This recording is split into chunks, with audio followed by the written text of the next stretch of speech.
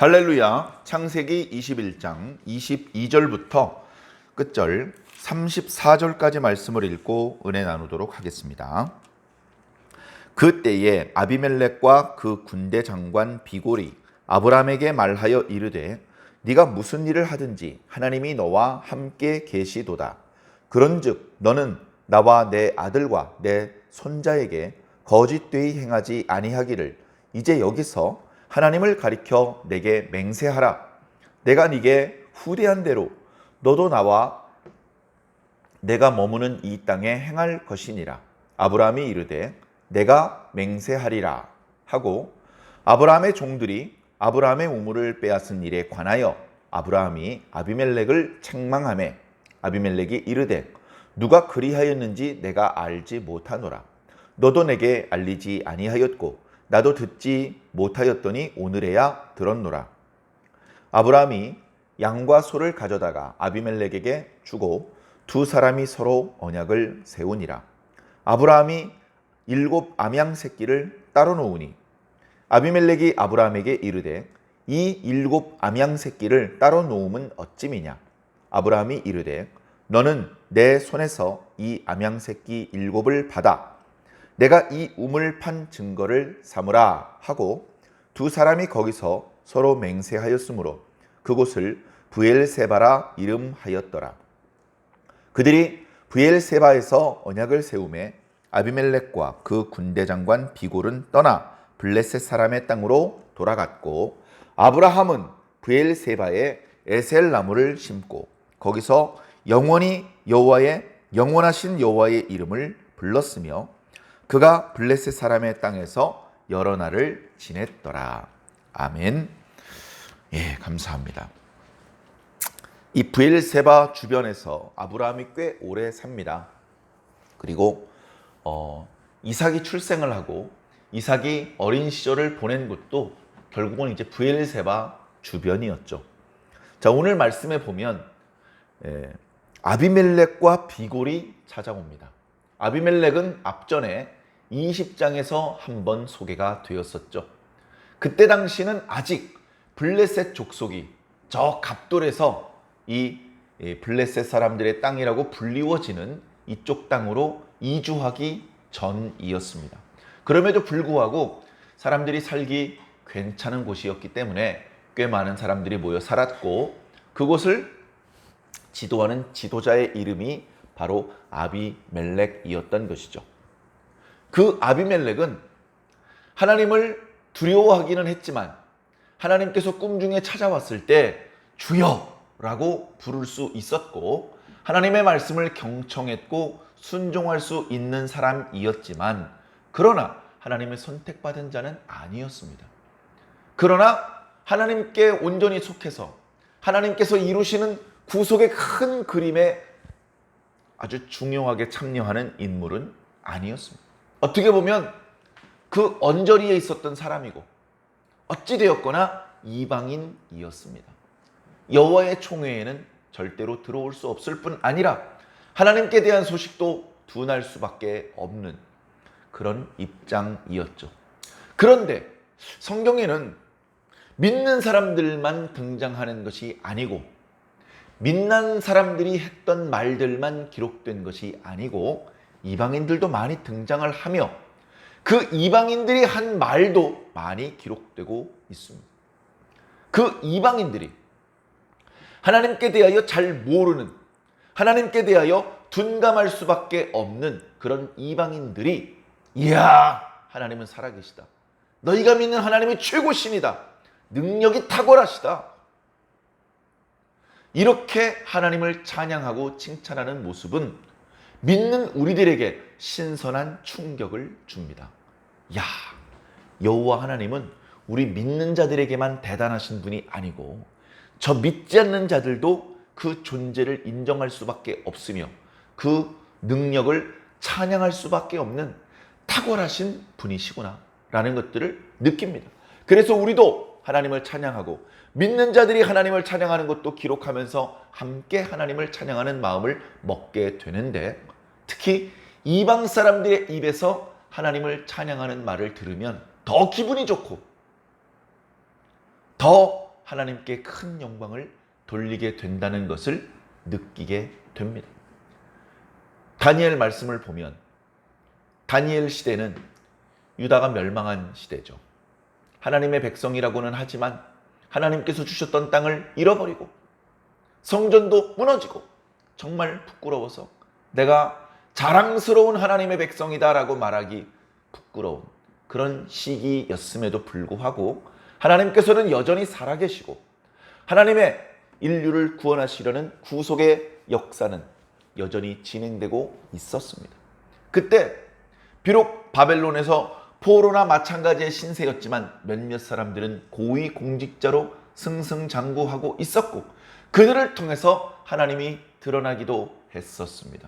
그리고 그렇게 하나님이 드러날 때마다 분명히 이방인일 뿐인데 때로는 바벨론의 왕, 때로는 메대의 왕, 때로는 페르시아의 왕의 입술을 통해서 하나님을 찬양하게 만드셨습니다. 하나님은 그렇게 이방인들의 입술을 통해서도 찬양과 영광을 받으실 만한 충분한 지혜와 능력을 가지신 분이라는 것을 새삼스럽게 깨닫는 것이죠. 그 페르시아나 무슨 바벨론의 왕에 비하면 그랄 왕은 동네 골목대장 정도밖에 안 되는 수준이지만 어찌되었거나 이 그랄 왕이 아브라함을 유념해서 보고 있었던 모양입니다. 우리가 잘 아는 것처럼 20장에 하나님께서 이제 이삭이 태어나야 하기 때문에 이삭의 아내 사라를 다시 젊고 아리답게 만들어 주셨습니다. 그때 그 모습을 보았던 그랄이 사람을 보내서 그랄 왕에게 이제 사라를 데리고 가는 그런 이제 해프닝이 있었죠. 그때 그랄 왕은 하나님께 순종해서 사라의 몸에 손을 대지 않고 그대로 돌려보내 주었습니다. 그리고 어찌되었거나 여자의 몸에 손을 대지는 않았지만 하룻밤 떨어져 지내게 만들어서 그 여자를 수치스럽게 했기 때문에 많은 가축과 노비 그리고 또 은 1000개를 별도로 달아주어서 그 수치를 씻어주기도 했었죠. 그러면서 우리 주변에 땅이 많으니 마음에 드는 땅에 와서 사시오. 그렇게 허락해 주기까지 했습니다. 그러면서 계속해서 아브라함을 주목해서 보고 있었죠. 아브라함, 내가 지금 당신 주목해서 보고 있어. 당신 실수하지 마시오. 내가 계속 감시하고 있습니다. 내가 관심을 두고 계속 쳐다보고 있어요. 그렇게 말하지는 않았을 겁니다. 그러나 무관심한 것 같았지만 왕래가 그렇게 많지는 않았지만 그러나 그랄 사람들은 특히 그랄 왕 아비멜렉은 아브라함에 대해서 관심이 많았습니다. 정말 사람들이 살기 좋은 지역에는 그랄 사람들이 살고 있었겠죠.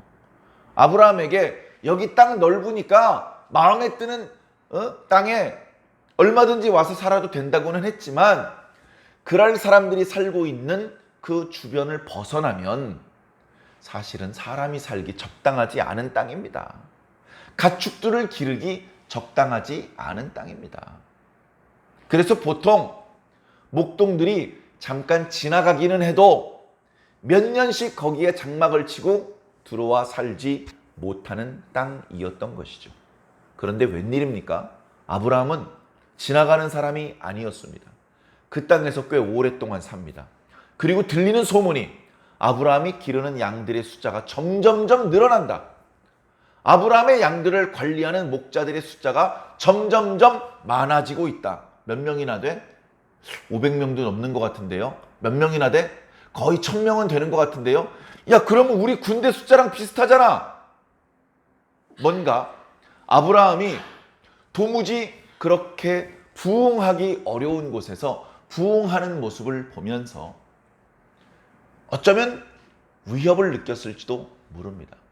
다행히 아브라함이 인격적으로 어리석은 욕심을 품고 있는 사람이 아니라는 것을 알고 있었기 때문에 계속 감시만 하고 있었던 것이죠.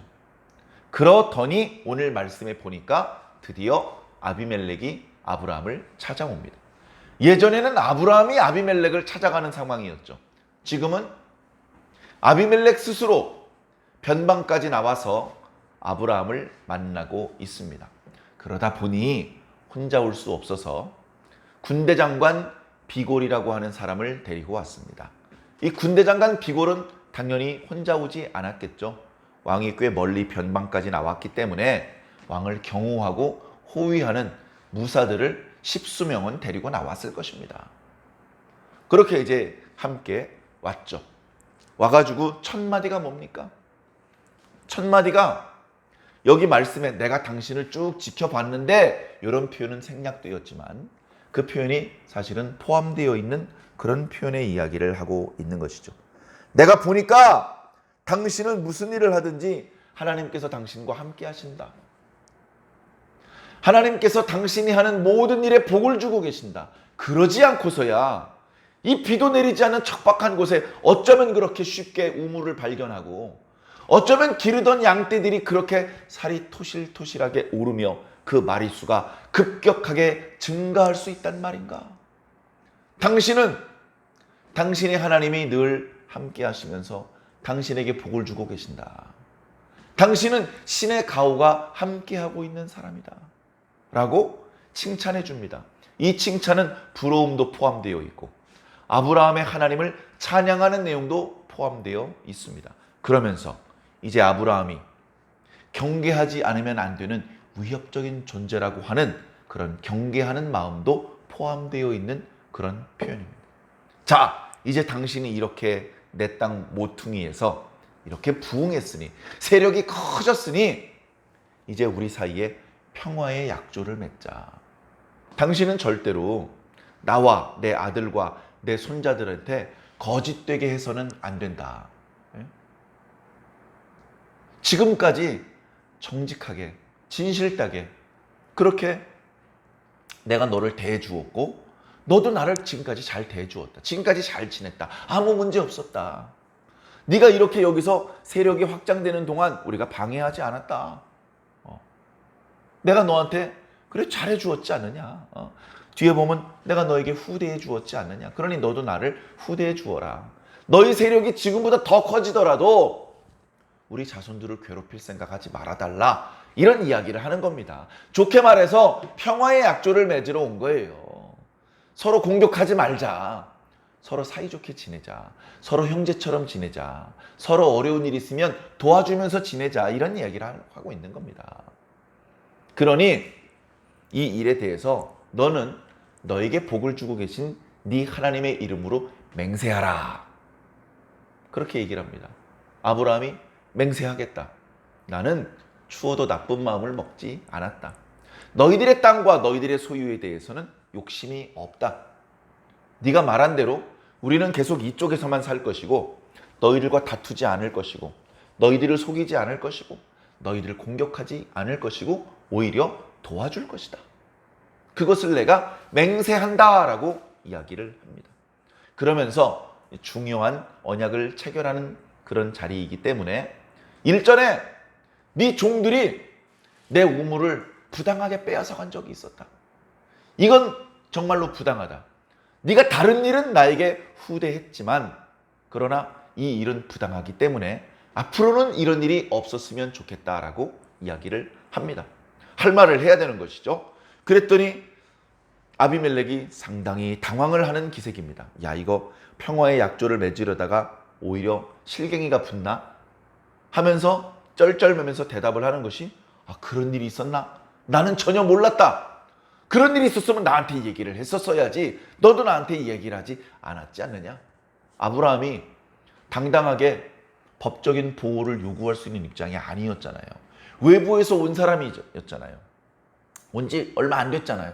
그렇기 때문에 네 종들이 내 우물을 뺏어갔다라고 항의할 수 있는 입장이 아니었습니다.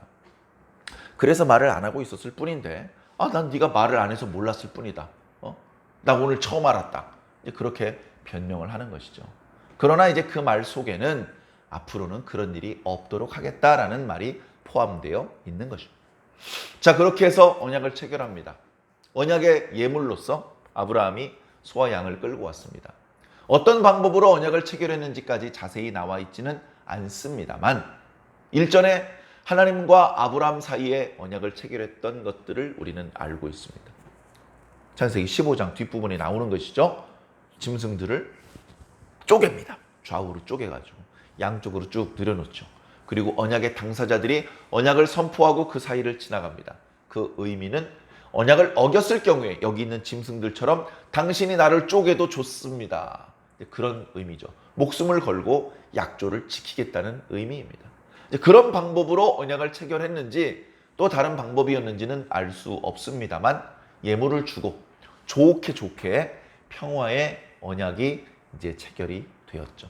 그런데 보니까 이제 얘기가 다 끝났는데 아브라함이 암양 새끼 7마리를 따로 데리고 나옵니다. 이건 암양이기 때문에 아주 가치가 있어요. 어린 양이지만. 그래, 이야기가 다 끝났는데 왜 또 암양 새끼 7마리를 끌고 나옵니까? 이 양은 뭡니까? 여러 말 할 것 없고 이 양 내 손에서 받으시오. 그러고 저쪽에 내가 새로 우물을 팠는데 이 우물은 이제 우리 가족들의 우물이라고 당신이 보증을 해주시오. 그랬더니 줬어. 이 우물은 우리가 절대 뺏어가지 않겠소. 이 물은 당신 거요. 내가 맹세합니다. 그래서 그 우물의 이름이 맹세의 우물이라는 뜻의 브엘세바가 되었습니다. 브엘이라는 말은요, 우물이라는 뜻이에요. 여기에 이제 맹세한다라는 사바라는 말을 붙여서 브엘사바. 그래서 그 브엘세바가 맹세의 우물이라는 뜻이고요. 또는 이 우물을 얻기 위해서 암양 새끼 7마리를 주었잖아요. 그 7을 히브리어로 세바라고 합니다. 그래서 7의 우물이다. 이런 의미도 있고, 그리고 성경에는 잘 기록되어 있지 않습니다만 일전에 우물을 빼앗겼기 때문에 아브라함이 암양 새끼 7마리를 줄 때 그냥 주지 않고 한 마리 주고 맹세하게 하고 한 마리 주고 맹세하게 하고 그래서 7번의 맹세를 받았다. 그렇게 말씀하시는 분도 있더라고요. 재미있더라고요. 자, 어찌되었건 7마리 암양 새끼를 주면서 맹세로 얻어낸 그 우물. 그래서 이제 그들은 약조가 끝났으니까 돌아갔습니다. 그리고서는 아브라함이 남겨져 있었죠. 아브라함이 기분이 좋았습니다. 야, 이젠 안전하게 여기서 오랫동안 머물 수 있겠구나. 하나님께서 우물도 주셨고 그리고 주변에 우리를 해코지할 수 있는 사람도 해코지하지 않겠다는 약조를 받아냈고 참 감사하다. 그러면서 거기에 이제 에셀나무라는 나무를 심었습니다. 이쪽 지역은 나무들이 잘 자라는 지역이 아니에요. 그런데 이 에셀나무는 그런 기후에도 잘 자라는 나무라고 합니다. 이 나무는 뿌리가 20-30m까지 뻗어 내려간대요. 그래서 물이 많지 않은 지역에서도 깊숙이 뿌리를 뻗어서 물을 흡수하면서 제법 큰 나무로 자라는 그런 나무라고 합니다. 그래서 그날의 그 즐거움을 기념하기 위해서 나무를 심고 기분 좋으면 뭐합니까? 우리 하나님의 백성들이 하나님 찬양하죠. 하나님의 이름을 불렀더라. 하나님 감사합니다. 하나님 찬양하고 감사하고 경배를 드리고 제사를 드리고 기도를 드리고 그런 일이 있었다라고 기록하고 있는 것입니다. 자, 하나님께서는 살아계십니다. 하나님께서는 당신의 백성들과 함께 하십니다. 그걸 의외로 하나님의 백성들은 잊어버리고 놓치고 살 때가 많아요. 늘 말씀드리지 않습니까? 하나님은 아브라함과 함께 하셨습니다. 하나님은 아브라함을 떠나신 적이 없습니다. 근데 그걸 느끼지 못하기 때문에 가끔씩 고민할 때만 찾아오시는 것처럼 느껴집니다. 어쩌면 우리도 그렇게 하나님을 느끼고 있는지 모릅니다. 그러나 하나님은 우리를 떠나지 않으십니다. 우리를 늘 보고 계시고 우리의 말을 듣고 계십니다. 계집종의 자식의 탄식도 들으시는 하나님께서 약속의 자녀들의 기도를 외면하시겠습니까? 그럴 리가 없죠. 귀를 만드시니가 듣지 않으시겠느냐? 반드시 들으십니다. 그것을 믿고 하나님께 기도하시길 바라고 하나님과 동행하시기를 바랍니다. 아무 말 없이 같이 있는 것을 동행이라고 하지 않잖아요. 곁에 계신 하나님께 늘 기도드리고 기분이 좋은 일이 있을 때 하나님의 이름을 부르고 속상한 일이 있을 때 하나님의 이름을 부르는 겁니다. 자, 그 다음에 두 번째, 우리 주변에는 언제나 불신자들, 이방인들이 있습니다. 전혀 불신자가 없이 믿는 사람들 그에 둘러싸여서 사는 것은 그렇게 바람직한 일이 어쩌면 아닌 것 같습니다. 믿는 사람들하고도 교제를 하고 그런가 하면 주변에 믿지 않는 사람들도 덜어 있고, 그런데 그 믿지 않는 사람들이요, 우리에 대해서 관심이 없는 것 같죠? 우리에 대해서 관심도 없고 쳐다보지도 않고 무관심한 것 같죠? 그런데 가끔씩 느낍니다. 우리 주변에 있는 불신자들이, 이방인들이 정작 교회는 다니지 않고 정작 하나님은 믿지 않으면서도 교회에 대해서 관심이 많습니다. 교회 다니는 사람들에 대해서 아주 주목하고 있습니다. 항상 지켜보고 있습니다. 그래, 불신자들이 욕을 하면 신자들에게 아무리 칭찬을 받아도 그 사람은 뭔가 문제가 있는 사람들입니다. 신자들이 하는 칭찬이나 비난보다 불신자들이 하는 칭찬이나 비난을 어쩌면 더 유의해서 들어야 될 필요가 있는 것이죠.